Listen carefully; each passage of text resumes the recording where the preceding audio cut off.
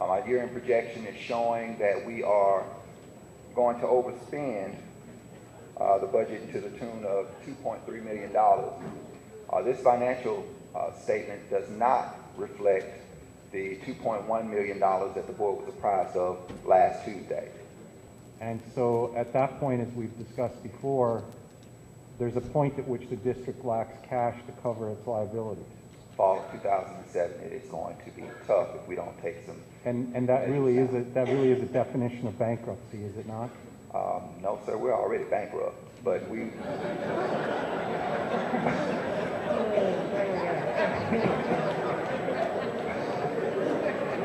Okay. I apologize. Right, our liabilities exceed our assets.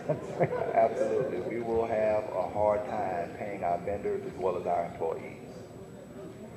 I guess my reluctance here is to approve a budget which clearly doesn't take into account that scenario, which, despite all of our best wishes, is in fact real, and it really is real. And there are some really drastic decisions facing everybody involved here.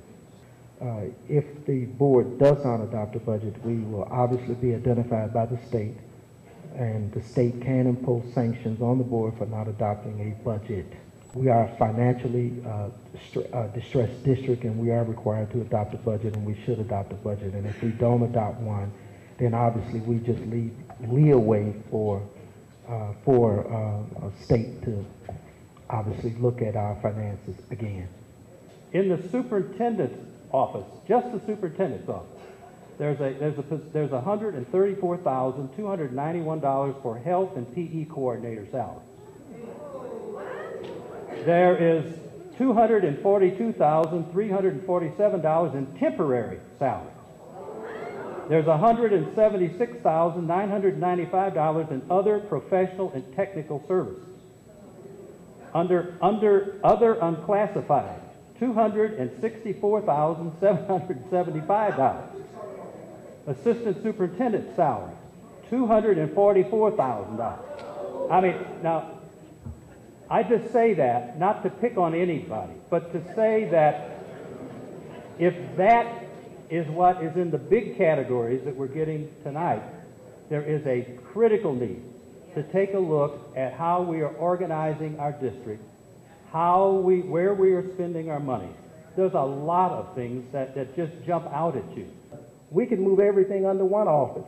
The facts won't change. The numbers are there because the numbers are what's needed to operate our school district. Now, we've come back to the board twice this year to reduce central office and to reduce our budget. The first time we reduced this budget almost $7 million. Then we reduced the budget again. We're reducing the budget again at the end of the school year, but we still have costs